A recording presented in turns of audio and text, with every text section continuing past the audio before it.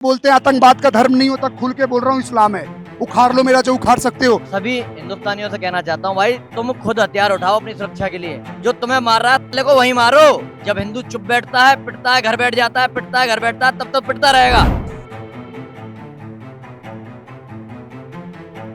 भाई मैं तो बोलूं घर में नारियल काटने का सामान रखा करो। उनके बच्चे इंतजार कर रहे हैं, पापा को ठोक दिया, क्यों पापा को कलमा पढ़ना नहीं आता? ये चलेगा अब? सर, एक कायर देश पाकिस्तान जो लगातार हिंदुस्तान के ऊपर हमला करता है और एक बार फिर से पहलगांव के अंदर इस तरीके का हमला देखने को मिला। धर्म पूछकर पैंट उतरवा कर जिस तरीके से हमला किया गया, क्या संदेश देना चाहेंगे उस देश को? भाई हाथी के ऊपर चींटी घूमती रहती है, तो आज चींटी को ये लगता है कि मैं हर जगह जा सकती हूँ, मगर ऐसा नहीं है। अभी हम लोग शांत बैठे हैं, हम लोग कुछ कर नहीं रहे, आज तक हमने कुछ किया ही नहीं है। मैं सभी हिंदुस्तानियों से कहना चाहता हूँ भाई, तुम खुद हथियार उठाओ अपनी सुरक्षा के लिए। जो तुम्हें मार रहा है अगले को वही मारो। एक तुम्हें मार रहा है, तुम दो मारो।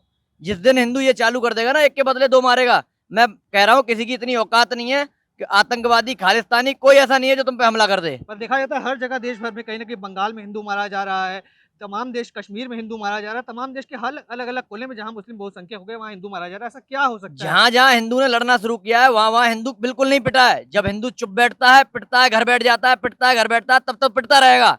मैं कह रहा हूं, अब आईफोन लेने की और महंगे महंगे सोने की चैन पहनने की, अंगूठी पहनने की ये चीज नहीं है भाई। तलवारें लो, शस्त्र रखो घर में, अपनी सुरक्षा के लिए चलाना सीखो, किसी के मारने के लिए नहीं, अपनी सुरक्षा के लिए। जब अपने ऊपर आए बात तो मारो भाई, काटो, बिल्कुल काटो।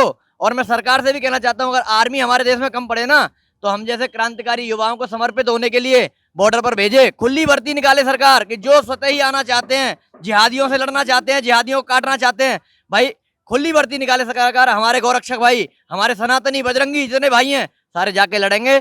और पीओ के तो क्या जाने कहां तक हम पहुंच जाएंगे। क्या कह रहे थे? भाई मैं तो बोलूं घर में नारियल काटने का सामान रखा करो। जितने भी बुजुर्ग गए हुए थे, क्या किसी का अपराध था? बच्चों से दूर दूर जाकर वेकेशन मनाने गए, उनके बच्चे इंतजार कर रहे हैं, पापा को ठोक दिया, क्यों पापा को कलमा पढ़ना नहीं आता? ये चलेगा अब? और फिर बोलते हैं आतंकवाद का धर्म नहीं होता, खुल के बोल रहा हूँ इस्लाम है। उखाड़ लो मेरा जो उखाड़ सकते हो। वो तो कहते हैं किसी धर्म का नहीं होता। किसी धर्म का नहीं, और हर धर्म में वही निकलता है। क्या बकवास कर रहे हो यार तुम लोग भी। और मैं बताऊं भाई, शांति से अगर होता ना तो कृष्ण जी भी बहुत ज्ञान दिए थे।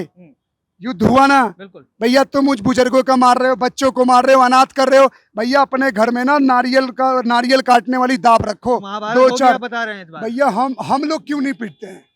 हम लोग को क्यों कोई नहीं ठोक पाता है? क्योंकि हमें मारना आता है।